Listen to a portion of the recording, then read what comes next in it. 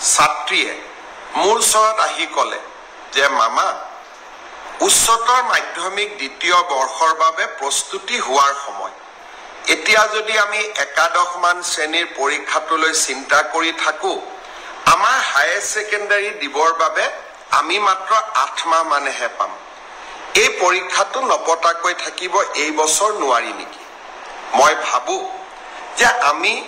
সেবাই এই দিশটো বিবেচনা কৰিব লাগে যিয়ে নহওক কিয়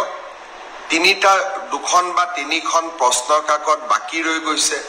আৰু পৰীক্ষাটো যদি এপ্ৰিলৰ শেষত বা মেত আমি অনুষ্ঠিত কৰো লৰা ছোৱালী বিলাকো টেনচনত থাকিব আৰু তেওঁলোকে দ্বাদশ মান শ্ৰেণীৰ বাবে নিজক প্ৰস্তুতিও কৰিব নোৱাৰিব মই ভাবো যে একাদশৰ পৰা দ্বাদশ শ্ৰেণীৰ পৰীক্ষাটো যিহেতু পাছ আৰু ফেল নাই সেইবাবে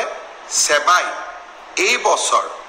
বাকি ৰৈ যোৱা প্ৰশ্ন কাকতখিনিৰ ওপৰত পৰীক্ষা নাপাতিলেও হ'ব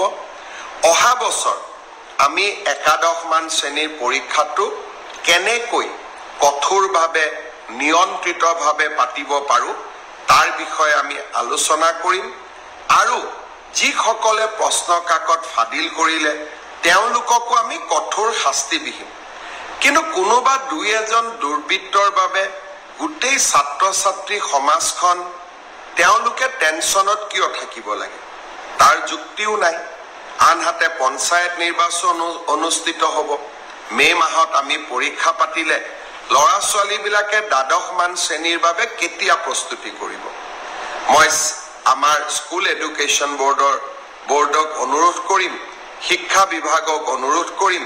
বিষয়টো যাতে আকৌ এবাৰ বিবেচনা কৰে ছাত্ৰ ছাত্ৰীসকলক টেনচনৰ পৰা আমি যাতে মুক্ত কৰি দিওঁ